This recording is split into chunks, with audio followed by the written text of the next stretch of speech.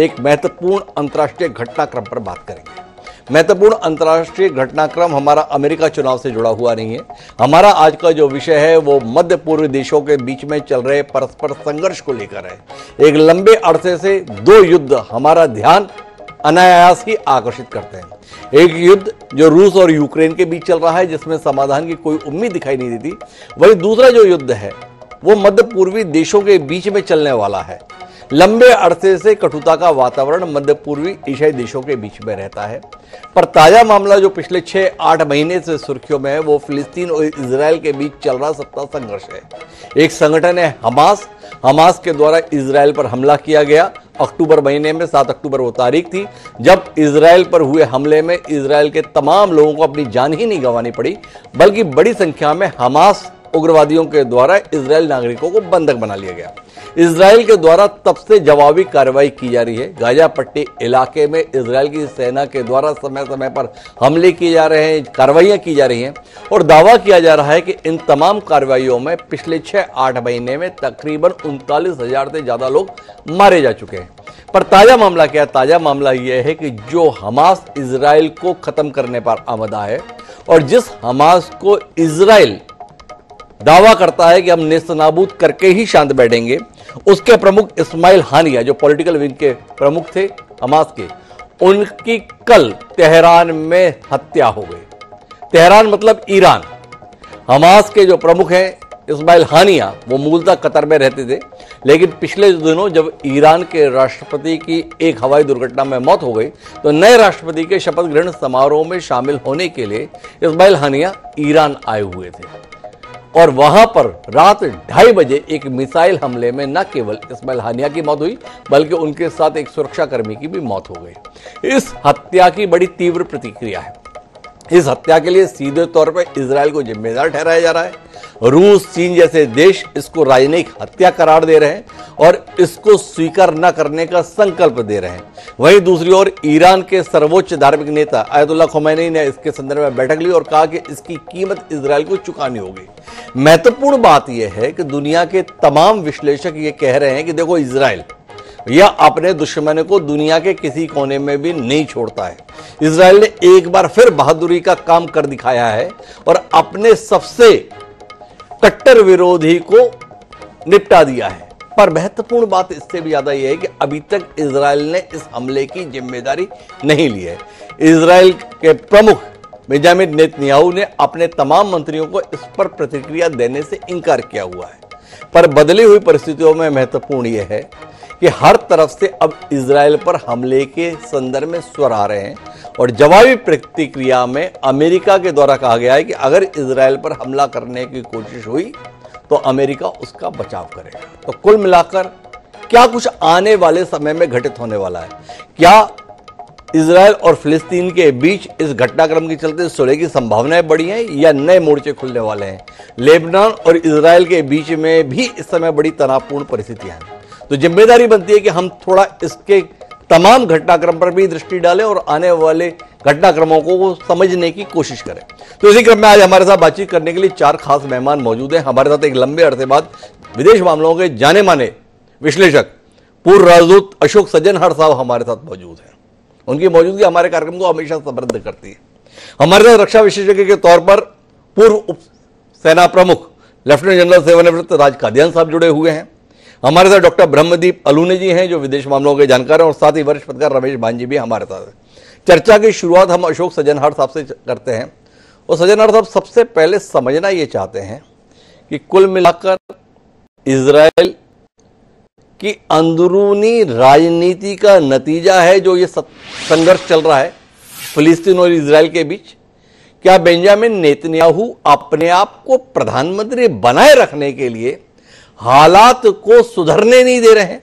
क्योंकि इजराइल का सत्ता संघर्ष भी समय समय पर बड़ा सुर्खियों में आता है।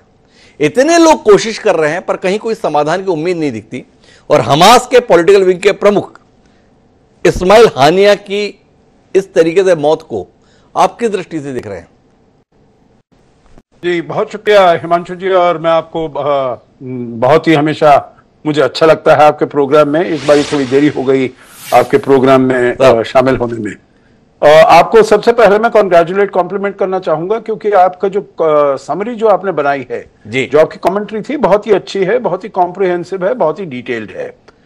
आपका जहां तक प्रश्न है जो ये क्या इजराइल की और बेंजामिन नेतन्याहू की इनकी जो अंदरूनी पॉलिटिकल हालात हैं, जो उनके राजनीतिक यहाँ पर प्रॉब्लम्स चल रहे हैं, हमको मालूम है जो उनके विरुद्ध बड़ी कार्रवाई हो रही थी बेंजामिन नेतन्याहू के, उनके विरुद्ध बड़े करप्शन केसेस चल रहे थे वहां के सुप्रीम कोर्ट में, उनके विरुद्ध बहुत प्रोटेस्ट और डेमोन्स्ट्रेशन हो रहे थे, जो जब वो वहां के जो कोर्ट का है उसकी कार्रवाई के पद्धति को बदलना चाहते थे। तो ये कहा जा सकता है जो अगर 7 अक्टूबर से पहले देखा जाए तो Benjamin Netanyahu had his back to the wall, मतलब वो बहुत ही मुश्किल में फंसे हुए थे। तो आप कह सकते हैं जो वो भी एक कारण हो सकता है, परंतु अगर आप देखें हिमांशु जी, जो इजराइल का रवैया रहा है, जो देखिए ये मैं समझता हूं जब से इजराइल बना है 1949 में, उसके बाद ये वाला जो हमला हुआ है, 1200 इनके जो लोग मारे गए, एकदम वहां से आकर उन्होंने हमला किया और करीब 250 इनके जो बच्चे हैं, युवतियां हैं, युवक हैं, उनको हॉस्टेज बनाकर ले गए। मेरे विचार से हाल के सालों में ऐसा बड़ा हमला कभी हुआ नहीं है। तो इसने जो इजराइल की साख को एकदम खत्म कर दिया, मिट्टी पलीद कर दिया। जो पहले साख थी, जो इनकी जो मोसाद है, इनकी जो इंटेलिजेंस है, ये सब एकदम सबसे दुनिया में सबसे अच्छी है और इससे कोई नहीं बच सकता है। तो एक तो अपना जो उनको प्रोफाइल था, स्टेचर था, इन्फ्लुएंस था, उसको उनको वो करना है, ठीक करना है। दूसरा उन्होंने कहा जो अगर हम हमास के बिल्कुल एकदम, जो शब्द आपने इस्तेमाल किया, नेस्तनाबूद नहीं कर दें, एकदम ही उनको खत्म नहीं कर दे पूरी तरीके से, तब तो ऐसे हमले हमारे ऊपर बार बार होते रहेंगे। और ये हमास ने कहा भी है जो हम इनके ऊपर और बहुत बारी हमला करेंगे। और फिर तीसरी बात इसमें यह आ जाती है जो उनके 250 हॉस्टेजेस वहां पर ले गए, तो अब उनको हॉस्टेजेस को भी वापस लाना है। और ऐसा नहीं जो आप जाएं और एक सप्ताह के लिए आप वहां पर अटैक करें, आप वहां पर कुछ डिस्ट्रक्शन करें। उनका जो ऑब्जेक्टिव है, जो भी हमास की फाइटिंग कैपेबिलिटी है, फाइटिंग कैपेसिटी है, उसको हम पूरी तरीके से नष्ट कर देंगे, जिससे कि वो हमारे विरुद्ध ऐसा नहीं आने, दोबारा से नहीं काम करने आए। माफी के साथ बीच में हस्तक्षेप करना चाहता हूं जनरल साहब। 7 अक्टूबर 2023 को जो हमला हमास ने इजराइल पर किया था, जिसका आपने उल्लेख किया कि 1250 लोग मारे गए, 250 लोगों को बंधक बनाया गया, उसकी जवाबी कार्रवाई लगातार गाजा पट्टी पर इजराइल की सेना करती आ रही है। लगातार नरसंहार के रूप में भी कई लोग उसे देखते हैं, पर वो कार्रवाई चल रही थी। पर जो ये इस्माइल पर हमला हुआ है कल देर रात, इसको हम हमास पर हमले के तौर पर देखें या इजराइल ने ईरान की संप्रभुता पर हमला किया है, क्योंकि वह तो ईरान में था। तो इस हमले को क्या हम युद्ध का विस्तार देखें कि इजराइल ने सीधे तौर पर ईरान की गरिमा को, उसकी संप्रभुता को ललकारा है, और यह खतरा उत्पन्न हो गया है कि एक आतंकी संगठन और एक मुल्क के बीच में जो लड़ाई थी, अब वो दो मुल्कों के बीच लड़ाई में तब्दील न हो जाए। सज्जनर साहब, इसके संदर्भ में कोई आशंका आपको महसूस होती है? जी देखिए, बात ऐसी है, जो चाहे ये हमास है या हुती है या हिजबुल्लाह है या इस्लामिक जिहाद है, ये सभी प्रॉक्सी हैं ईरान के। वो मतलब उन्होंने चेहरा दूसरा पहना हुआ है, परंतु उनको जो ट्रेनिंग मिली है, उनको जो इक्विपमेंट मिला है, उनको जो फाइनेंशियल सपोर्ट मिला है, सब ईरान से आता है। हालांकि ये इस्माइल हानिये वहां पर कतार में रहता हो, परंतु अभी वो ईरान में था। तो मैं समझता हूं जो ये इनका डबल एज्ड अटैक हुआ है, एक तो इस्माइल हानिया हमास के हैं, उनको खत्म करना है, हमने ये कमिटमेंट ली है, हमारा ये रिजॉल्व है, उसको खत्म करना है, हमने खत्म कर दिया उसे। दूसरा उन्होंने ये किया है जो ईरान के अंदर जाकर, मतलब ईरान का भी बहुत अब वहां के देशों में रुतबा बढ़ रहा था। अभी हम देख रहे हैं जो ईरान का और सऊदी अरेबिया के बीच में भी कुछ सुलह हो गई है, ईरान और यूनाइटेड अरब एमिरेट्स के बीच में भी सुलह हो गई है। तो जो ईरान की बढ़ती हुई हैसियत है, उस पर भी बहुत गहरी चोट मारी है उन्होंने। आखिरी बात मैं इसमें यह कहना चाहूंगा हिमांशु जी, जो ईरान अभी हालत में नहीं है जो वहां पर इजराइल के साथ युद्ध करे या किसी और युद्ध में वो जाने का प्रयास करे। एक तो उसके ऊपर सैंक्शंस इतने लगे हुए हैं, उसकी आर्थिक स्थिति अच्छी नहीं है, उसकी मिलिट्री पावर भी अच्छी नहीं है। तो इसीलिए वो और जो देश है उनको उकसाने का प्रयास कर रहा है और करेगा, जैसे कि वो पिछले 10 महीने से कर रहा है। देखिए 7 अक्टूबर से शुरू हुआ, 9 महीने पूरे हो चुके हैं, एक सप्ताह में 10 महीने हो जाएंगे। 10 महीनों से ये ईरान प्रयास कर रहा है और देशों को, जो उनको आप बताओ, जो देखिए कैसे नरसंहार हो रहा है वहां पर, उसके विरुद्ध आप खड़े होइए। पूरी दुनिया में, अरब स्ट्रीट में, आप यूएस यूनिवर्सिटीज में देखिए कैसे वो सभी स्टूडेंट्स और यंग पीपल बाहर आकर इसके विरुद्ध डिमॉन्स्ट्रेशन कर रहे हैं। परंतु आपने देखा होगा, जो ना तो वहां पर किसी जॉर्डन, सऊदी अरेबिया, यूएई किसी ने एक छोटी उंगली नहीं उठाई। यहां तक कि अभी 2 महीने पहले जब ईरान और इजराइल के बीच में ये तनातनी हो गई थी और ईरान से उन्होंने वो भेजे थे अपने मिसाइल्स भेजे थे, तो उसको रास्ते में जॉर्डन ने ही उनको इंटरसेप्ट कर लिया था। तो इसलिए कोई अगर ईरान ये समझता है जो मैं तो एंटर नहीं करूंगा, मैं औरों को उकसाकर इसमें इस युद्ध में मैं एंटर करने के लिए वो कर दूंगा, वादे कर दूंगा, तो मैं समझता हूं जो वो बिल्कुल रियलिटी नहीं है। कोई नहीं चाहता है इस युद्ध का एक्सपेंशन हो। आखिरी टिप्पणी आपसे और चाहिए सज्जनर साहब, रूस और चीन की इस हमले के खिलाफ प्रतिक्रिया, महज एक राजनीतिक बयानबाजी या आने वाले समय में कोई गठजोड़? देखिए वो बताना चाहते हैं क्योंकि ईरान और अमेरिका के बीच में जो हैं बहुत ही डिफरेंसेस हैं, वो अपने को पोजीशन करना चाहते हैं ईरान के साथ अमेरिका के विरुद्ध। परंतु अगर हम ये समझते हैं, देखिए रूस के पास तो अभी हैसियत नहीं है, वो तो यूक्रेन में वो लगा हुआ है, उसकी हैसियत नहीं है जो यहां पर आकर किसी प्रकार की सहायता करे। वो तो ईरान उसको सहायता कर रहा है अपना ड्रोन्स वगैरह देकर, जो जब यूक्रेन में लड़ाई हो रही है। तो उसको तो कोई पॉलिटिकल स्टेटमेंट है, पर कोई अदरवाइज वो ऑन द ग्राउंड कुछ नहीं कर सकते हैं। और चीन भी अपने यहां से इतनी दूर, उसके अपने लिए बहुत प्रॉब्लम्स हैं, चाहे वो ताइवान में उसकी जो प्रायोरिटी हो, साउथ चाइना सी में प्रायोरिटी हो। I don't think on the ground these statements are going to make any difference. तो कुल मिला के राजनीतिक बयानबाजी से ज्यादा इस समर्थन का कोई महत्व नहीं है, इस आपत्ति का कोई महत्व नहीं है, सज्जन आर्दब का मानना है।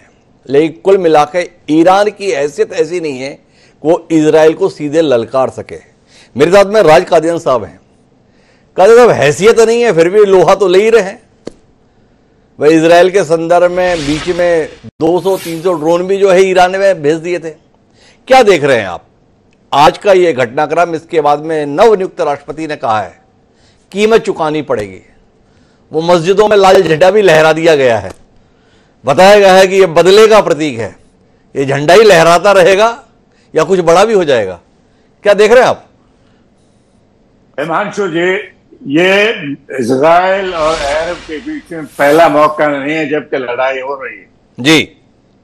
48 से लेकर 56, 67, 73, लेकिन पहले लड़ाइयों में ये एक तरफा होती जी।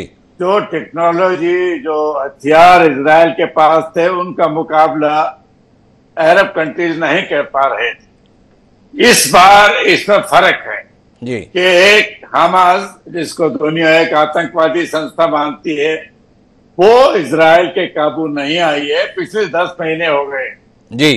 हो सकता है नेतन्याहू खुद नहीं चाहते कि ये लड़ाई खत्म हो, क्योंकि उनकी पर्सनल इंटरेस्ट इन्वॉल्व है। लेकिन अभी जो हमला ईरान पर हुआ है, इसमें 2 एंगल हैं। एक तो माना जाता है कि अमेरिकन इंटेलिजेंस के बगैर नहीं हो सकता जी। अमेरिका का इसमें सरासर हाथ माना जा रहा है। ये एक एरियल हथियार से टारगेट किया गया है और वो जो इंटेलिजेंस इजराइल को चाहिए थे वो सिर्फ अमेरिकन के पास ही वो साधन है जी। हालांकि अमेरिकन ने फौरन सिंगापुर से ब्लिंकन ने कहा कि इसको एस्केलेट नहीं होना देना चाहिए, वो तो हमेशा कहते हैं जी। दूसरी बात, जो इजराइल की मिलिट्री इनविंसिबिलिटी के अरब कंट्रीज उनका मुकाबला नहीं कर सकते, वो कहीं ना कहीं पंक्चर हुई है जी। 7 अक्टूबर को उनके इंटेलिजेंस फेल्योर, उनका मिलिट्री फेल्योर, उसके बाद भी इतने महीनों बाद अगर वो हमास को खत्म नहीं कर पाए हैं तो कहीं ना कहीं इजराइल उतना पावरफुल नहीं है जैसे कि दुनिया उनको मानती थी।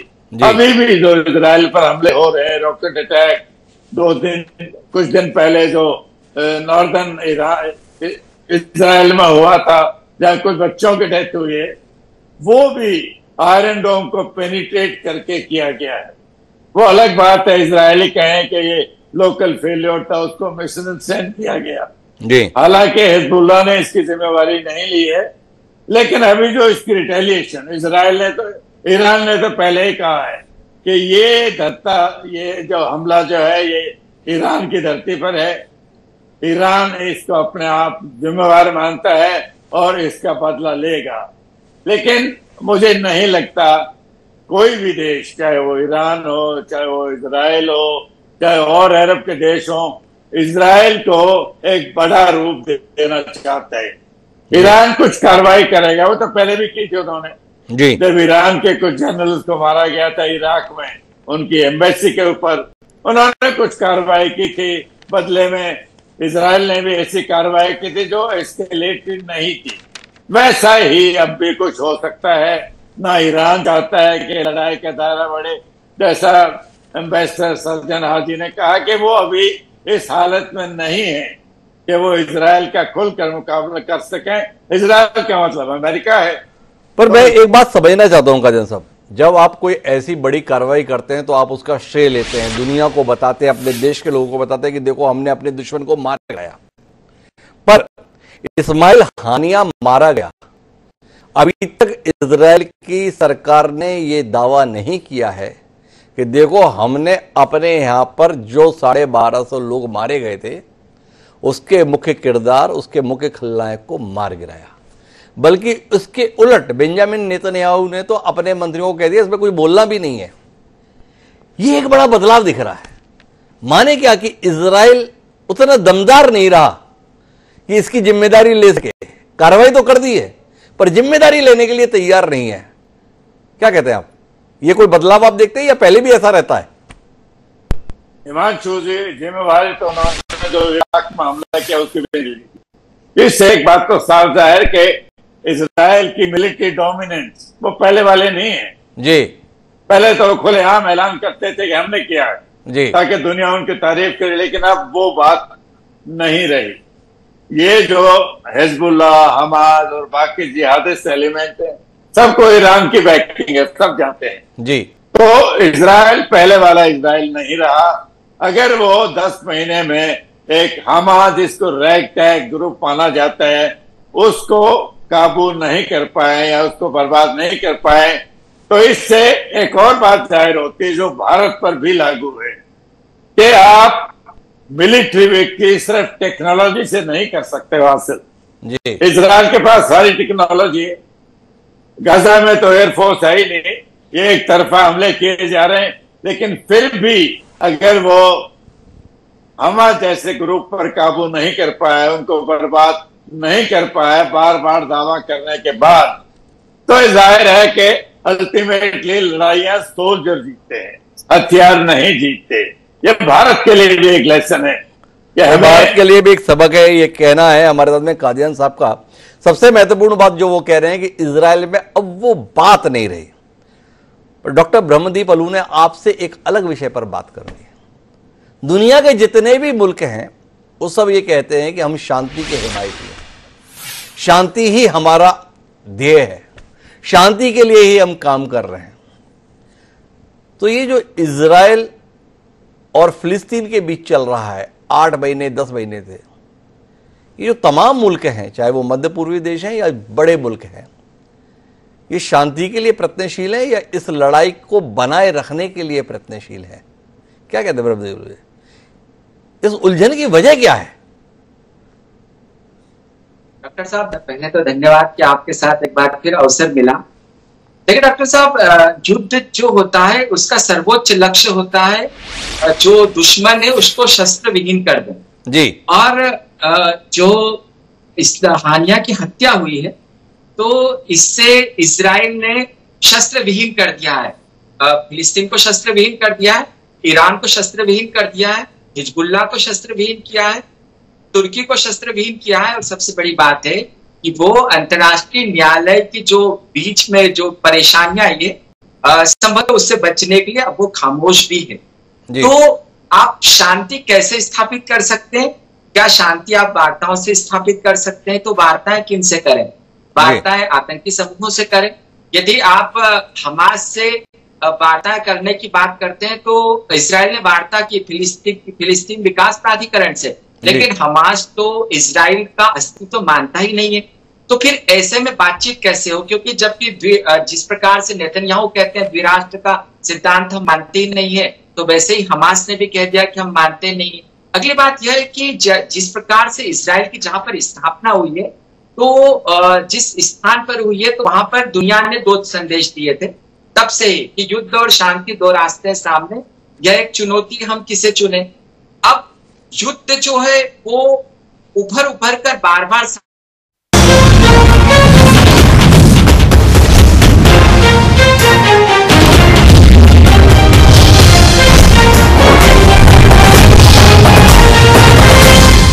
क्या बताऊं माँ, ये तो रेवाड़ी है। पता ना माँ, अभी तो अम्बाड़ा में कोई काम से। माँ सारे हरियाणा में गाड़ी ने तोड़ तक में जा सा नॉन स्टॉप। लो आ गया। अरे माँ, गाड़ी निकालते ही शानदार हाई मिल जाए, गियर बदलो और पहुंच जाओ फटाफट। अरे हाँ माँ, अब हरियाणा सरकार नॉन स्टॉप काम कर रही है। अभी तो अपनी गाड़ी और बिजनेस दोनों भाग्य हैं नॉन स्टॉप। अब हरियाणा में है 40 नेशनल हाईवेज की भरमार, तभी तो सब कहते हैं हमारा Haryana non stop Haryana.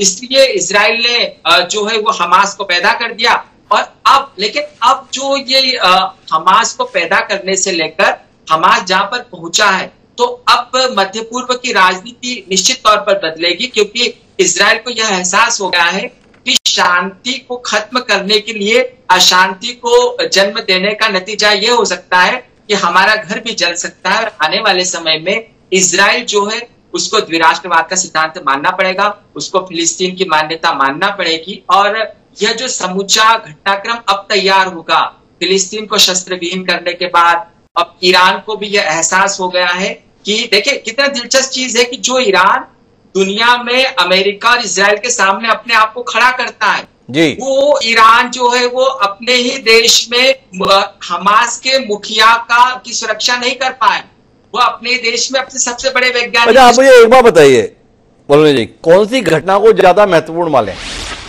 Syria की राजधानी दमिश्क में जो ईरान का दूतावास है उस पर 1 अप्रैल को हमला हुआ, इजराइल के द्वारा किया गया, यह ज्यादा बड़ी चुनौती थी, या हमास के पॉलिटिकल विंग के प्रमुख इस्माइल हानिया का तेहरान में मारा जाना बड़ी घटना है?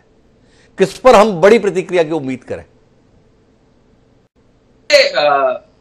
मेरे विचार में सीरिया में मारा जाना बड़ी बात है, क्योंकि जो ईरान है, ईरान बहुत सॉफ्ट, अजरबैजान को हथियार इजराइल देता है, ईरान से लगा हुआ आर्मेनिया है, आर्मेनिया और अमेरिका के बहुत अच्छे संबंध है, ईरान से लगा हुआ टर्की है जो नाटो का सदस्य है, ईरान से लगा हुआ अफगानिस्तान और पाकिस्तान है जो अमेरिका के खिलाफ जा ही नहीं सकते। तो जो ईरान है वो हिमाकत जरूर करता है बार बार, लेकिन मुझे लगता है कि वो उसको बार बार ईरान जो अमेरिका है उसकी जो दीर्घकालीन नीतियां हैं, जिस प्रकार से उसने ईरान के पड़ोसी देशों को अपने दोस्ती गांठ कर रखी है, तो ईरान बहुत सॉफ्ट टारगेट है और ईरान को बार बार एहसास भी होता है। लेकिन आश्चर्य इस बात का है कि तमाम बर्बाद होने के बावजूद, बार बार भूख खाने के बावजूद जो ईरान है वो खड़ा हो जाता है, धमकाता है। लेकिन इस हमले के बाद अब ईरान के प्रॉक्सी समूहों को संदेश गया है कि जिस ईरान में इजराइल के दुश्मनों की सुरक्षा नहीं हो सकती, तो कम से कम आने वाले समय में वो अपने देश में भी महफूज नहीं है। और यही मध्य पूर्व का ये बड़ा संदेश है, ईरान अपने देश के भीतर भी रक्षा कर पाने में नाकामयाब रहा, ये ब्रह्मदीप जी का कहना है। पर रमेश बहन जी, आपसे बात करने के लिए मेरे पास विषय दूसरा है। ये एक संस्था है, उसका नाम है संयुक्त राष्ट्र संघ, खामोश है। इस खामोशी के संदर्भ में रमेश भाई जी आप कुछ बोलना चाहेंगे? ये खामोशी क्या कहती है? मुझे जहां तक लगता है कि सभी कह रहे थे कि भाई जो आजकल चल रहा है कि भाई एस्केलेशन होगा, मुझे नहीं लगता एस्केलेशन होगा। ये सब देखिए, आजकल के कॉन्टेक्स्ट में वॉर एक युद्ध शुरू करना बहुत ही आसान है जी, लेकिन खत्म करना बहुत ही मुश्किल, और ये सभी रियलाइज करते हैं। अगर आपने रिएक्शन देखी होगी सभी देशों की, सभी देश इसको कंडेम करते हैं। सिर्फ अली खमेनी से एक धमकी भरा संदेश मिला है जी। अगर इरानियन ऑफिशियल ये भी देखें, रिएक्शन भी देखें, वो भी इस तरह नहीं कह रहा कि जो एक ना वॉर करेंगे, अटैक करेंगे। वो हाँ, ये अलग बात है, हिजबुल्लाह और हमास से अटैक करवाएंगे, लेकिन एज ए नेशन मुझे नहीं लगता कि कोई भी देश बीच में, क्योंकि सबको पता है कि भाई डायरेक्ट एस्केलेशन से कितना बड़ा नुकसान है सबका। ये सिर्फ ईरान का नहीं, इजराइल का नहीं, जो भी देश आएंगे बीच में सबका डायरेक्ट एस्केलेशन से। इसलिए मुझे नहीं लगता कि एस्केलेशन होगा। पर भाई जब 1 अप्रैल 2024 को दमिश्क पर हमला हुआ था इजराइल के द्वारा, तो 13 अप्रैल को जवाबी कार्रवाई ईरान ने की थी। तकरीबन 300 से ज्यादा ड्रोन के हमले हुए थे। ईरान ने यह बताने की कोशिश की थी कि हमने उस हमले का जवाब दिया जो हमारे दूतावास पर हुआ था। यहां पर तो सीधे ललकार दिया गया है। ब्रह्मदीप जी कितने आराम से बोल रहे हैं, आप सुन रहे हैं ना? ब्रह्मदीप जी कह रहे हैं कि ईरान तो मुंह दिखाने लायक नहीं रह गया किसी के बीच में। क्या बचाएगा किसी को? अपने घर के अंदर नहीं बचा पा रहा है। क्या आपको नहीं लगता है ईरान अपनी इज्जत बचाने की खातिर कुछ ऐसा कर बैठेगा जो दुनिया को भारी पड़ेगा? वो करेगा, नहीं वो करेगा जरूर। ऐसा नहीं है कि उसको फेस सेविंग करनी, एक इंटरनेशनल जो रेपुटेशन है उसकी खराब हो गई है जी। जैसे अभी किसी ने कहा कि भाई ईरान में कोई सेफ नहीं है, इजराइल का दुश्मन कोई भी, उसको अपनी रेपुटेशन तो बचानी है। कुछ ना कुछ तो वो जरूर करेगा, लेकिन डायरेक्ट या तो शायद कुछ मिसाइल अटैक कर सकता है। जैसे आपको याद होगा कासिम सुलेमानी जब मारा गया था इराक में, उस समय भी जैसे आपने इंट्रोडक्शन में कहा कि झंडे लगा दिए थे, उस समय भी ईरान ने झंडा लगा दिया था। भाई ये एक प्रतीक है कि भाई हम अटैक करेंगे, लेकिन कुछ नहीं हुआ। मेरे ख्याल में 2-3 मिसाइल अटैक हुए थे अमेरिकन बेसिस पे, उसके बाद क्या हुआ? कुछ नहीं हुआ। इसी तरह यहाँ भी उनको फेस सेविंग तो जरूर करनी है, वो करेंगे जरूर दुनिया को दिखाने के लिए कि भाई हम पीछे नहीं है। एस्केलेशन शायद हमास के थ्रू होगा, हिजबुल्लाह के थ्रू होगा, क्या कोई भी होगा, लेकिन डायरेक्ट मुझे नहीं लगता डायरेक्ट इन्वॉल्व। और जो आप जो उसमें एम्बेसी, इस कॉन्टेक्स्ट में ऐसी सिचुएशंस में चाहे छोटी घटना हो या बड़ी घटना हो, ये एक देश की सॉवरेनिटी पे अटैक माना जाता है। तो जैसे अगर एम्बेसी पे अटैक हुआ तो देश की, ईरान की सॉवरेनिटी पे अटैक हुआ। आज का अटैक हुआ वो ईरान की सॉवरेनिटी पे अटैक हुआ, क्योंकि हानि ये ईरान की टेरिटरी में था जी। तो इसी जैसे वो उन्होंने कहा कि भाई हमारी टेरिटरी पे अटैक हुआ, we will protect our borders. जैसे वो अली खमेनी ने स्टेटमेंट दिया है, we will protect our borders. तो ये सब कुछ इसको मतलब ये ग्रेडिंग में नहीं ला सकते कि भाई उस पे अटैक हुआ, इस पे अटैक हुआ, उस पे अटैक हुआ। पर सज्जन साहब, मैं अंतर्राष्ट्रीय से राष्ट्रीय पे आना चाहता हूं। इजराइल के तथाकथित हमले में हमास का एक बड़ा चेहरा इस्माइल हानिया मारा गया। इजराइल के अंदर इसकी कितनी खुशी है मुझे नहीं पता, पर जिस देश में हम रहते हैं, जैसे हम हिंदुस्तान कहते हैं, जैसे हम भारत कहते हैं, यहां पर लोग बल्लियां उछलने लगे। अगर आप चैनल्स पे भी देखें तो घर में घुसकर मार दिया, इजराइल अपने दुश्मनों को नहीं छोड़ता, ऐसा लगा जैसे हमने ही अपने किसी दुश्मन को मार गिराया। भारत जो एक लंबे अरसे तक फिलिस्तीन के समर्थक के रूप में देखा जाता था, यासिर अराफात के साथ हमारे मित्रतापूर्ण संबंध गर्व का विषय हुआ करते थे, पिछले कुछ समय से बदला हुआ परिवेश ऐसा है कि इजराइल की हर सफलता हमें ऐसी लगती है जैसे हमारी अपनी सफलता है। इस बदलाव पर आपकी दृष्टि जाती होगी, क्या कहते हैं? बिल्कुल जी जी, आपने बहुत ही अच्छा प्रश्न किया है।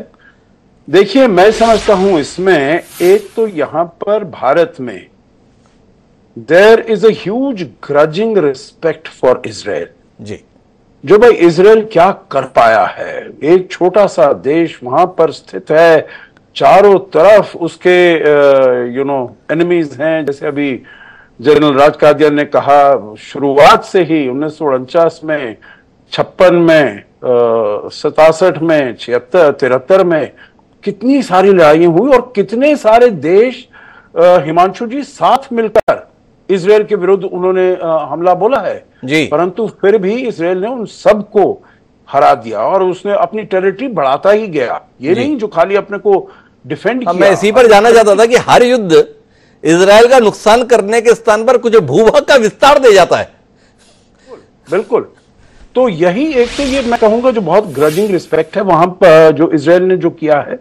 दूसरा इकोनॉमिक डेवलपमेंट जो उसने किया है वहां पर, एकदम वो है डेजर्ट एरिया है, मरुस्थल है, रेगिस्तान है, परंतु फिर भी उसने वहां पर कैसे कर दिया। डिफेंस अपने ठीक है, उसको अमेरिका का सपोर्ट है, ये सब तो मानना पड़ेगा, परंतु ऐसे और बहुत से देश हैं, पाकिस्तान को आप देख लीजिएगा कितना अमेरिका का उसको सपोर्ट रहा है, पर वो कहां पर जा पाया है।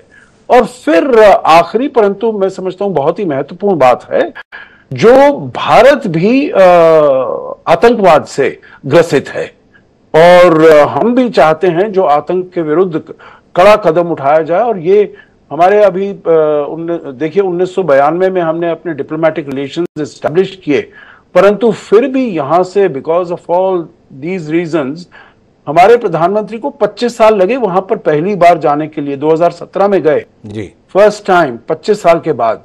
तो इसीलिए लोगों के बीच में तो एक ऐसा है, परंतु there is a hesitation at the political level, जो हम कितना वहां पर अपना हाथ बढ़ाएं। तो आपने जो कहा है वो at the ordinary level, at the common level वो है, but otherwise at the political level we have to balance our positions, we have to balance our stand.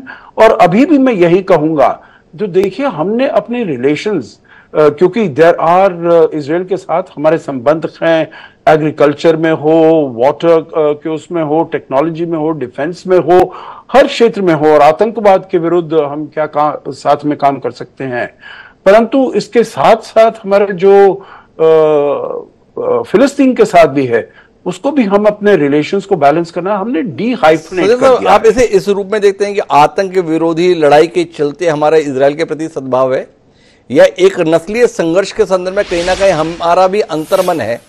एक मुस्लिम आतंकवाद से हम अपने आप को पीड़ित या प्रताड़ित मानते हैं, देश की बहुसंख्यक जनसंख्या, और इजराइल के संदर्भ में ये देखते हैं कि उसके आसपास जितने भी देश हैं वो धार्मिक आधार पर इजराइल के विरोधी हैं। उनका संघर्ष कोई देश की सीमाओं के संदर्भ में नहीं है, बल्कि सीधे तौर पर वह धर्म के आधार पर संघर्ष के रूप में दिखता है। क्या आप मानते हैं कि एक वातावरण बना हुआ है ये जो मुस्लिम देश हैं उनके संदर्भ में, इसलिए इजराइल की सफलताएं हमारे यहाँ पर लोगों को ज़्यादा उल्लासित कर देती हैं, हमारे को अपनी बहादुरी के रूप में प्रेरित करते हैं, देखो वो कर दे रहा है, हम भी ऐसा कर सकते हैं। क्या कहते हैं आप? देखिए हिमांशु जी, एक बात मैं इसमें आपको ये कहूंगा, जो ये सब जो वहां के जो देश हैं, मुस्लिम देश हैं, अरब देश हैं, उनके साथ भारत के संबंध आज बहुत ही बेहतरीन है जी। चाहे और आप देखिए यूएई ने, सऊदी अरेबिया ने, बहरीन ने, इजिप्ट ने, जॉर्डन ने, सब ने अपने जो सबसे बड़े ऊंचे खिताब हैं वो प्रधानमंत्री मोदी को दिए हैं। तो इसीलिए हमारा उन देशों के साथ कोई द्वेष नहीं है, हमारा उन देशों के साथ कोई ये नहीं है। हमारे तो 9 मिलियन लोग वहां पर हैं, 90 लाख वहां पर लोग हैं जो कि रेमिटेंस करते हैं। हम अपना कितना तेल वहां से निर्यात करते हैं, कितना बड़ा मार्केट है, $75 बिलियन वो सऊदी अरेबिया हमारे यहाँ इन्वेस्ट करने वाला है। तो मैं ये नहीं कहूंगा जो हम इजराइल वहां पर, और देखिए अब्राहम अकॉर्ड्स के बाद हिमांशु जी वहां पर भी जो देश हैं वो भी लालायित हैं इजराइल के साथ अपने संबंधों को अच्छा करने के लिए, अपने संबंधों को बढ़ाने के लिए, क्योंकि उन्हें मालूम है जो इजराइल से उनको जो मिल सकता है, चाहे वो इजराइल का मार्केट हो, इजराइल की टेक्नोलॉजी हो, इजराइल का जो वहां पर वो जो बनाते हैं मैन्युफैक्चरिंग प्रोसेसेस वगैरह हैं, उससे उनको बहुत फायदा मिल सकता है। और लड़ाई करने से, युद्ध करने से कोई उनको फायदा नहीं होगा। इसीलिए आपने देखा होगा जब हम 56, 67, 73 की बात करते हैं तो ये 5-6 देश वहां पर मिल जाते थे, जॉर्डन, सीरिया, इजिप्ट, जो कि इजराइल पर हमला करते थे। अभी 10 महीने हो गए और वो कहते हैं जो 40,000 फिलिस्तीनियों को वहां मार दिया। किसी भी इन देशों में से किसी ने भी एक उंगली नहीं उठाई जो भाई ये इजराइल के विरुद्ध कुछ काम करें। ठीक है, स्टेटमेंट्स वो अपना, तो फिर सवाल इस बात का है ना सज्जन साहब कि ये युद्ध रुक क्यों नहीं रहा, ये संघर्ष रुक क्यों नहीं रहा? जब समर्थन नहीं रह गया उस तरीके का, और ईरान के साथ भी पड़ोसी मुल्कों ने अपने संबंध ठीक कर लिए, जैसा आप भी बता रहे थे और हमारे साथ में काजन साहब भी बोले थे, तो फिर क्या कारण है कि युद्ध निरंतर जारी है, संघर्ष निरंतर जारी है, परस्पर हमले निरंतर जारी हैं? क्या जो मुस्लिम देश हैं वो इस संघर्ष को बनाए रखना चाहते हैं, या इजराइल की सत्ता पर पकड़ रखने की खातिर, अपने सवाल को दोहराता हूं, बेंजामिन नेतन्याहू युद्ध में अपने देश को लगाए रखना चाहते हैं? कौन सी बात ज्यादा महत्वपूर्ण आपको महसूस हो रही है? देखिए, मैं समझता हूं ये अरब देश या मिडिल ईस्ट के, वेस्ट एशिया के, पश्चिम एशिया के देश वो ये नहीं चाहते हैं जो युद्ध बढ़ता रहे। वो चाहते हैं युद्ध समाप्त हो, इसका रीजनल एक्सपेंशन नहीं होना चाहिए। अगर कोई एक देश है जो कि चाहता है ये युद्ध चलता रहे, वो है ईरान। और क्योंकि इसीलिए अब आप देखें हमास में हूती को, हिजबुल्लाह को, वो वहां से उनको उकसाते रहते हैं जो इजराइल के विरुद्ध आप काम करिए, क्योंकि इजराइल का जो वो प्रेस्टीज है, इन्फ्लुएंस है, उसको वो कम करना चाहते हैं। अपना इन्फ्लुएंस वो बढ़ाना चाहते हैं, अपना इन्फ्लुएंस चाहते हैं जो सऊदी के साथ, यूएई के साथ हमारे संबंध हैं वो बेहतर हो, परंतु इस तरीके से और भी हम अपना वहां पर व्यापक इन्फ्लुएंस बनाते रहें। तो कुल मिलाकर ईरान की चाहत शांति नहीं आने दे रही है, पर ईरान की हैसियत कितनी है, इस पर मैं काजन साहब आपसे जानना चाहता हूं। 3 प्रतिक्रियाएं मेरे पास में है। एक, ईरान की मस्जिद पर लाल झंडे लग गए हैं बदला लेने के लिए। यमन में हूती लड़ाके उन्होंने 3 दिन का शोक घोषित किया हुआ है। हिजबुल्लाह लेबनान से लगातार इजराइल से लोहा लेने की तैयारी में है। क्या लगता है आपको, यह लड़ाई और तेज होने वाली है, या कुल मिलाकर सुर्खियां बन रही हैं, किसी से होना जाना कुछ नहीं है? हिमांशु जी, ये पहला मौका नहीं है जबकि इजराइल ने या तो हिजबुल्लाह के या हमास के बड़े लीडर, मिलिट्री लीडर भी, पॉलिटिकल लीडर भी, रिलीजियस लीडर भी हत्या की है। 1996 से लेके 5वें एक महत्वपूर्ण लीडर है जिनको एलिमिनेट किया है। इससे पहले अप्रैल में इनके 3 बेटों को मारा था, इनके ग्रैंड चिल्ड्रन को मारा था जी। लेकिन इस बार हालात वो नहीं है। एक तो मीडिया का फैलाव इतना हो गया है कि मिनट टू मिनट सबको इंफॉर्मेशन लगती है। काफी हद तक नेतन्याहू नहीं चाहते कि तनाव खत्म हो। जिस दिन तनाव खत्म होगा वो इलेक्शन होंगे। उनका इजराइल के अंदर बहुत विरोध है, वो हारेंगे, और जब हार गए तो उनको जेल भी जाना पड़ सकता है। अब वो अमेरिका गए थे, उन्होंने खुलेआम रिपब्लिकन पार्टी के हक में बोला है, वो चाहते हैं ट्रंप दोबारा प्रेसिडेंट मिले, उनकी सपोर्ट तो इजराइल को अनक्वालिफाइड होगी।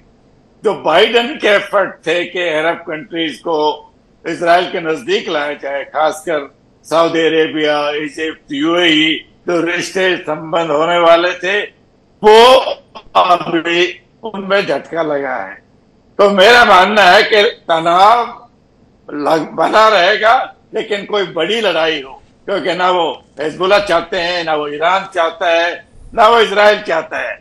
तो ये हालात ऐसे रहेंगे, तनाव बढ़ता जाएगा। ये हालात ऐसे रहेंगे, ऐसा मानना है काजन साहब का। लेकिन साथ साथ ये कहना है कि बेंजामिन नेतन्याहू अपनी सत्ता में बने रहने के लिए प्रयत्नशील है कि तनाव कम ना हो।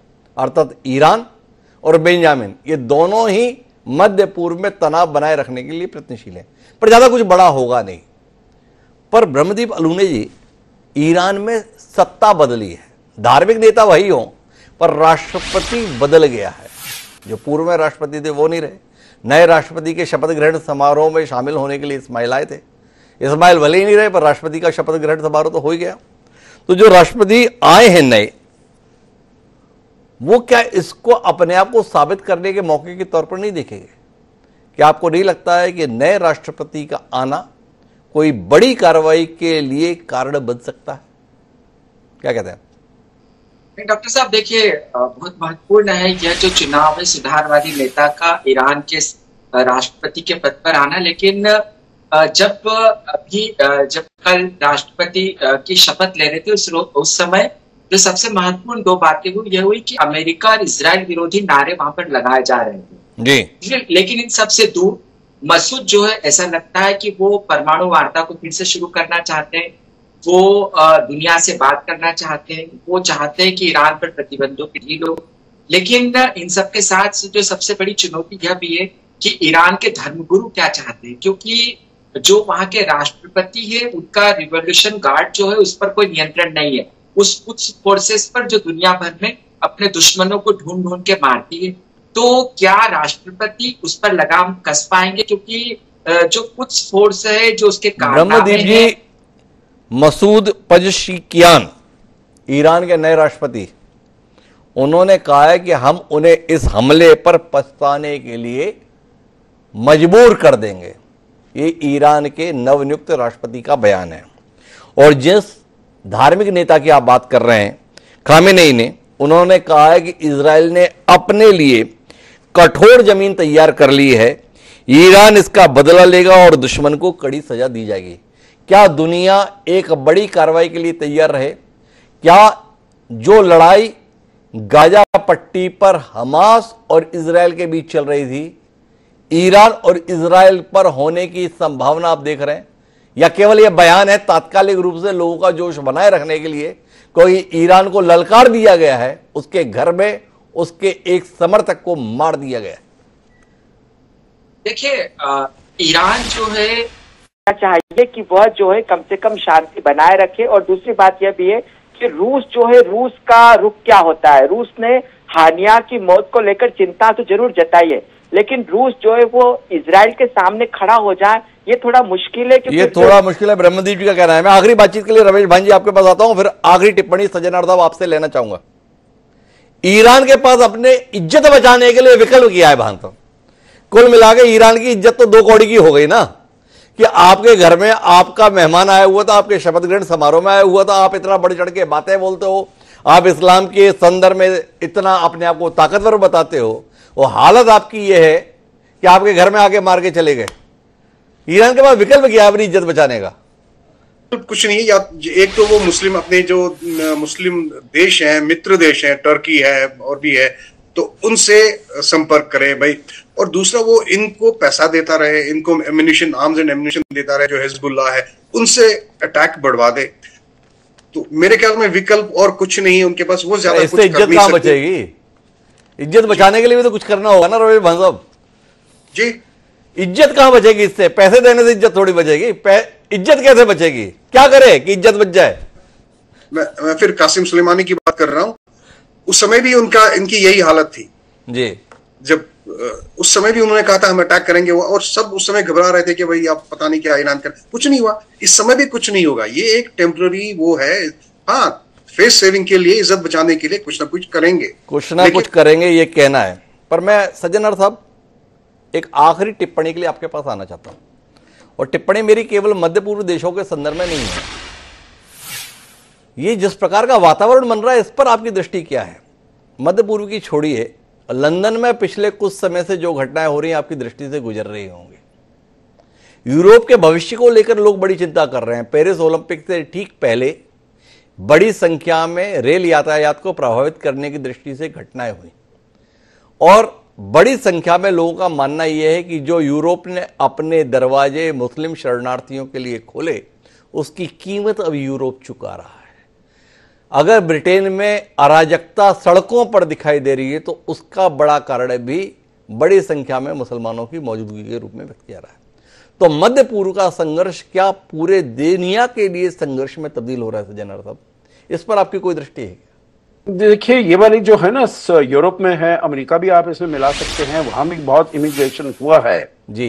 तो इन सब में बहुत ही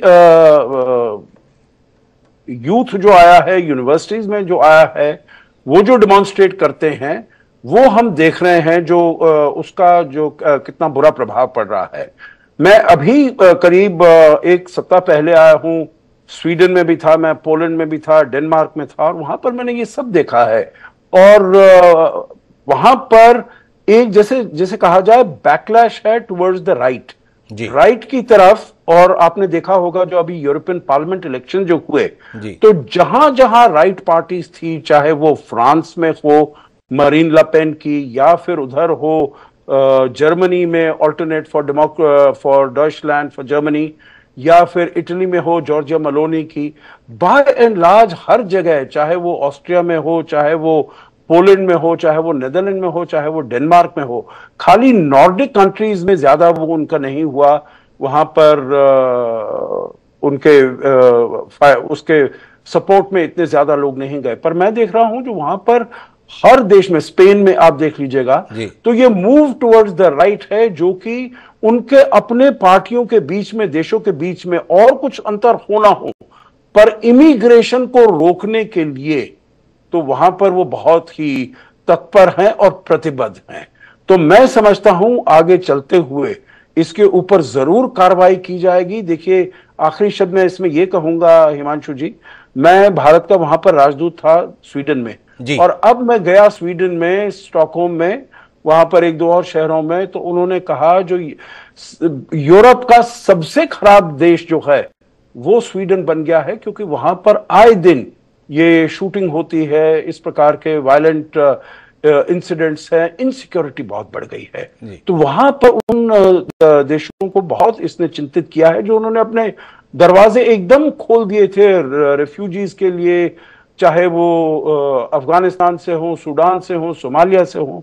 तो ये मेरे ख्याल से उनको रियलाइजेशन हो रही है, अमेरिका में भी हो रही है, परंतु कैसे इसके साथ जूझा जाता है, ये मेरे ख्याल से बहुत ही बड़ा महत्वपूर्ण है। तो कुल मिलाकर महत्वपूर्ण बात यह है कि मुस्लिम देशों का संघर्ष पूरी दुनिया के लिए समस्या का सबब बना हुआ है। इजरायल की कार्रवाई जो हमास लीडर के संदर्भ में हुई है, उससे कोई बड़े समाधान की उम्मीद हम नहीं दे सकते। समाधान के संदर्भ में कहीं और गहरे स्तर पर विचार करने की जरूरत है। ईरान का तेवर अभी दुनिया को बहुत चिंतित नहीं कर रहा है, क्योंकि ईरान का सामर्थ्य अभी ऐसा दिखाई नहीं देता है कि वो बड़ी कार्रवाई कर पाए, लेकिन इसके अंदर में जुड़ा हुआ जो खतरा है, उस खतरे पर ध्यान देने की जरूरत है। क्या मुस्लिम देशों का ये संघर्ष और मुस्लिम शरणार्थियों की बढ़ती हुई संख्या दुनिया को अराजकता की ओर तो नहीं ले जाएगी? इस पर विचार करने की दुनिया को जरूरत है। क्या दुनिया समय रहते इस पर विचार करेगी? सवाल है। और आप सभी मेहमानों का बहुत बहुत धन्यवाद हमारे साथ इस प्रासंगिक विषय पर चर्चा का हिस्सा बनने के लिए। आज के इस कार्यक्रम में इतना ही समय है इजाजत लेने का, तो मुझे दीजिए इजाजत। कल फिर मिलेंगे नए विषय के साथ, तब तक के लिए सादा प्रणाम।